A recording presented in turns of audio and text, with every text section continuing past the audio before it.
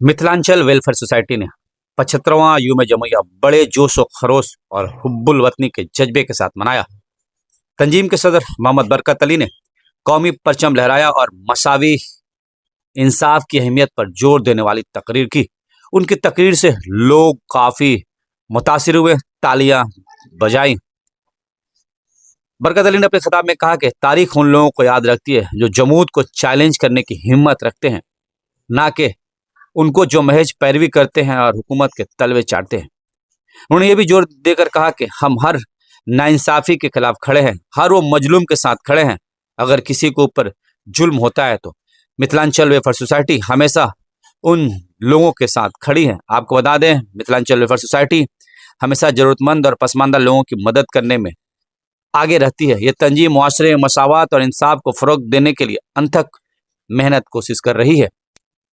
जुमरिया के तकरीब लोगों के लिए इकट्ठा होने और कौम के तय अपने मोहब्बत और एहतराम का इजहार करने का एक शानदार मौका है।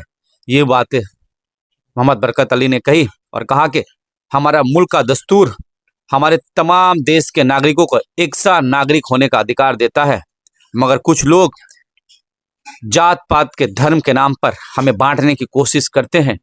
उन जैसे लोगों को करारे जवाब देने की जरूरत है। आइए देखते हैं आगे की पूरी वीडियो में हाजी बरकत अली ने अपनी तकरीर में क्या कुछ कहा। किसी शायर ने बहुत खूब कहा है कि जुल्म और जबर की पहचान मिटाकर रख दे, जुल्म और जबर की पहचान मिटाकर रख दे, अब भी हम चाहे तो कोहराम मचाकर रख दे। कुछ तिनकों की तरह बिखरे हुए हैं हम लोग, एक हो जाए तो दुनिया को हिलाकर रख दे। आज के यौम जमहूरिया के प्रोग्राम में आए हुए मैं आप तमाम लोगों का तहे दिल से शुक्रिया अदा करता हूं। खास करके हमारे इमरान भाई और विक्की भाई का भी तहे दिल से शुक्रिया अदा करता हूं कि हमारे दावत को इन्होंने कबूल किया और यहाँ पे आने की जहमत रवाना की, इसके लिए बहुत बहुत शुक्रिया।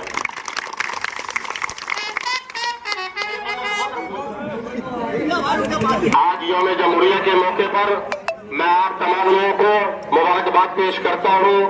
आज हम सब यहाँ पर अपने वतन अजीज का 78वां यौम जमहूरिया मनाने के लिए जमा हुए हैं। 26 जनवरी के दिन पूरे हिंदुस्तान में यौम जमहूरिया बड़े जोशो खरोश और फख्र के साथ मनाया जाता है। 26 जनवरी के दिन हमारे मुल्क का आईन नाफिज किया गया था। हमारा मुल्क आजाद होने के साथ साथ एक जमहूरी मुल्क भी बन गया। जमहूरी मुल्क में हुकूमत का कोई मजहब नहीं होता, लेकिन अगर आज आप देखेंगे तो बिल्कुल इसका उल्टा हो रहा है। देश के सबसे आला इक़्तिदार पे बैठने वाला शख्स सिर्फ एक मजहब की तरफ जानिबदार है, जो सिर्फ अपने फायदे के लिए मजहब और मजहब के मानने वाले लोगों का इस्तेमाल कर रहा है। आज पूरे हिंदुस्तान में हिंदू मुस्लिम के नाम पे दहशत और नफरत फैलाने की कोशिश की जा रही है। इसी नफरत का तो नतीजा है, कुछ दिन पहले आपने नहीं सुना, यूपी के संभल में पुलिस ने अपनी गोलियों से 5 मुसलमान नौजवानों को मार डाला। मैं पूछना चाहता हूं कि आखिर इस तरह का जुल्म हिंदुस्तान में कब तक होता रहेगा। मैं उन पुलिस वालों से कहना चाहूंगा कि याद रखो मेरी बातों को, हमेशा योगी मुख्यमंत्री नहीं रहेगा, हमेशा मोदी प्रधानमंत्री नहीं रहेगा, हमेशा मोदी प्रधानमंत्री नहीं रहेगा। हम तुम्हारे जुल्म को भूलेंगे नहीं, हम तुम्हारे जुल्म को याद रखेंगे। आज मुसलमान वक्त के एतबार से खामोश जरूर है, लेकिन अल्लाह अपनी कुदरत से तुमको नस्तो नाबूद कर दे। यही जुल्म का तो नतीजा है। कुछ दिन पहले आपने गुजरात के सुपरफास्ट ट्रेनों का वाकया नहीं सुना? मुसलमान का शक्ल पहचान करके 3 मुसलमानों को गोली से हलाक कर दिया गया। आखिर मैं पूछना चाहता हूं कि इस तरह का जुल्म हिंदुस्तान में कब तक होता रहेगा? इसी नफरत का तो नतीजा है। कुछ साल पहले आपने नहीं सुना था कि हरियाणा के नूह में 1250 घरों को बुलडोजर से तोड़ दिया गया, हजारों नौजवानों को जेलों के अंदर डाल दिया गया, ज़ईफ माजूर बच्चे खुले आसमान के नीचे रहने पे मजबूर थे। मैं पूछना चाहता हूं आखिर इस तरह का जुल्म हिंदुस्तान में कब तक होता रहेगा? किसी शायर ने बहुत खूब कहा है कि जुल्म और जबर की पहचान मिटाकर रख दे, जुल्म और जबर की पहचान मिटाकर रख दे, अब भी हम चाहे तो कोहराम मचा कर रखें। तिनकों की तरह बिखरे हुए हैं हम लोग, एक हो जाए तो दुनिया को हिला कर रखते हैं। मौलाना आजाद जेल में थे, उनकी बीवी बीमार थी, उनकी हालत बहुत खराब था। नेहरू जी उनसे जेल में मिलने गए और कहा, मौलाना आजाद, अदालत कह रही है कि अगर मौलाना आजाद लिख करके दे दें कि मैं अपनी बीवी को देखने जाना चाहता हूं तो मैं उनको आजाद कर दूंगा।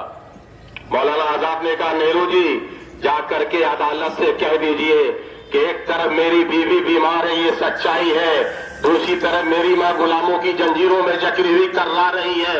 मेरी बीवी जो बीमार है वो अपने घरों में है और ये हिंदुस्तान मेरी मां है जिसको अंग्रेजों ने अपने जंजीरों में जकड़ रखा है।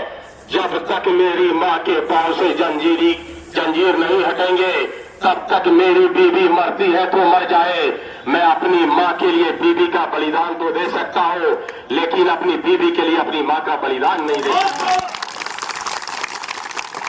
ये है हिंदुस्तान और ये है इस मुल्क की आजादी। बचाइए इसको, बचाइए, मत पैदा होने दिए हिंदू मुस्लिम के बीच में नफरत की दीवार। किसी शायर ने बहुत खूब कहा है कि नफरत बुरी है न पालो इसे, नफरत बुरी है न पालो इसे, दिल में नफरत है निकालो इसे, न इसका न उसका न तेरा न मेरा, वतन सबका है संभालो इसे। जब सुल्तान अलाउद्दीन अय्यूबी जब फलस्तीन को फतेह करने निकला तो दुनिया की सारी ईसाई ताकतें उनके सामने आकर खड़े हो गई।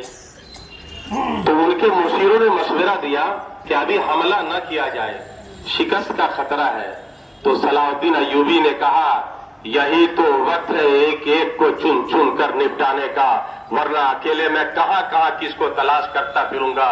यही अपने वक्त के सुल्तान जिनके बहादुरी के चर्चे आज ही पूरे दुनिया के कोने कोने में गूंजते रहते हैं और लोग याद करते हैं। तारीख हमेशा टकराने वालों को लिखी जाती है, न कि तलवार चाटने वालों की। तो मैं ज्यादा ना कुछ कहते हुए मैं आप तमाम मिथिलांचल वेलफेयर सोसाइटी के मेंबर से गुजारिश करूंगा, अपने इत्तेहाद को कायम रखें, मजबूत रखें, एक रहें, अपने सफों में इत्तेहाद पैदा करें। कभी भी किसी के साथ कोई जुल्म ज्यादती हो आप लोग आवाज दें, हम लोग इंशाल्लाह कांधा से कांधा मिला के हमेशा खड़े रहेंगे और हर उस जुल्म का जवाब देंगे जो किसी इंसान के ऊपर होगा। बस मैं आप तमाम लोगों का शुक्रिया अदा करते हुए आज का प्रोग्राम यहीं पे खत्म करता हूँ। अस्सलाम वालेकुम।